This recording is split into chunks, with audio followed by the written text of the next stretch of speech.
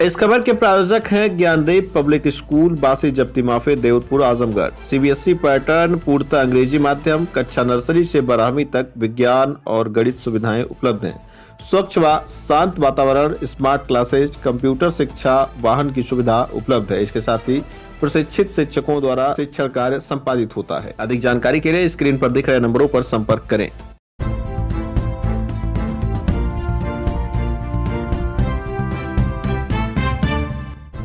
नमस्कार, आप देख रहे हैं तेज न्यूज। मैं हूं आपके साथ विनोद राजभर।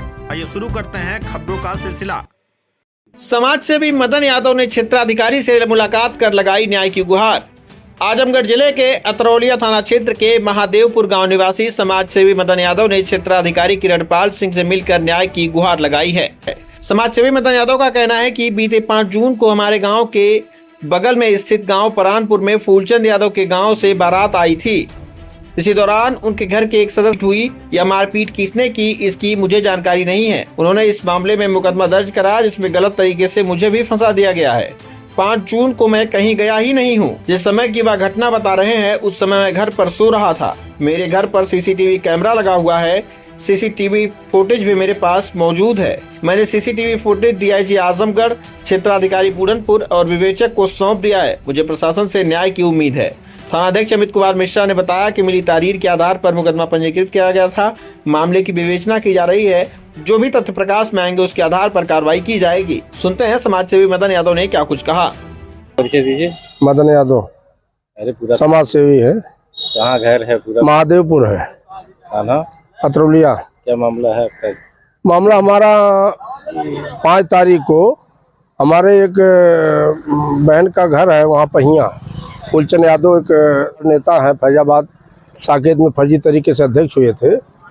उन्होंने फर्जी मार्कशीट बनाया और फर्जी मार्कशीट में उनको आजीवन कारावास भी है, जमानत पे छूट के आए हैं।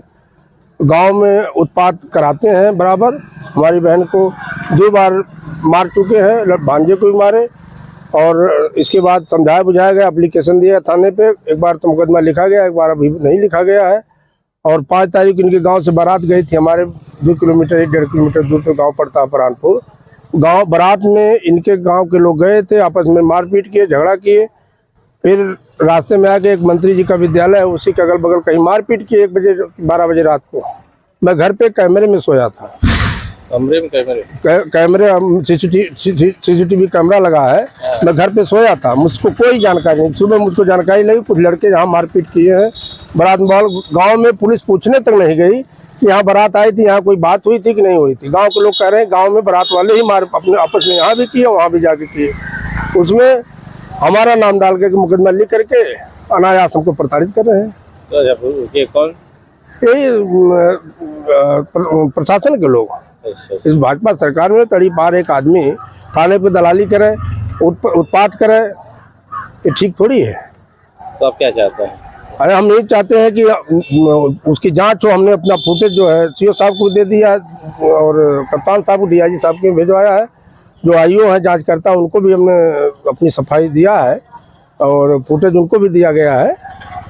और देख करके कहे हैं कि हम न्याय करेंगे। अब देखिए क्या करते हैं, उसके आगे उनका मर्जी भाई। लेकिन दबाव में है लोग, दबाव में, प्रशासन के दबाव में है। क्योंकि आज अभी हफ्ता हुआ है भाजपा ज्वाइन किया है। और फूलचंद भाजपा जैसे ज्वाइन किया तो भाजपा कार्यकर्ता लेकर थाने थाने तहसील घूम रहा है। और इसका वही काम है, ये फर्जी दलाली करना है, यहाँ जाना वहाँ जाना। समाज में तो कोई उसका रह नहीं गया। बस गरीबों को परेशान करना, प्रताड़ित करना, इनसे पैसा उनसे पैसा, यही काम इसका है। अधिकारियों द्वारा क्या आश्वासन आपको मिला? अधिकारियों द्वारा आश्वासन ठीक मिला है, अच्छा नहीं है। हम अधिकारियों को दोष नहीं देंगे। बहुत 107 भी भाई एप्लीकेशन मिलेगा तो मुकदमा लिखा जाएगा, जांच चल रही है। लेकिन प्रताड़ित अनायास कर रहे हैं हमको।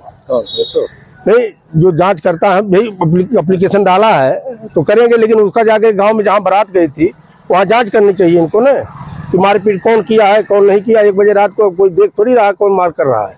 अब नाम दे देने से लिख दिए हैं, लिखने के बाद उस पर करना चाहिए। मेरी साल 50 के लगभग है मेरी उम्र।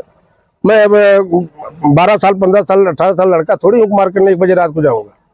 मैं घर पे अपने परिवार के साथ सोया था। मेरे घर पे सीसी फुटेज लगा, सब निकाल के दिया हूँ, कैमरा लगा है। वो नहीं लगा होता तो शायद ये जो चाहते सो करते। चल ठीक।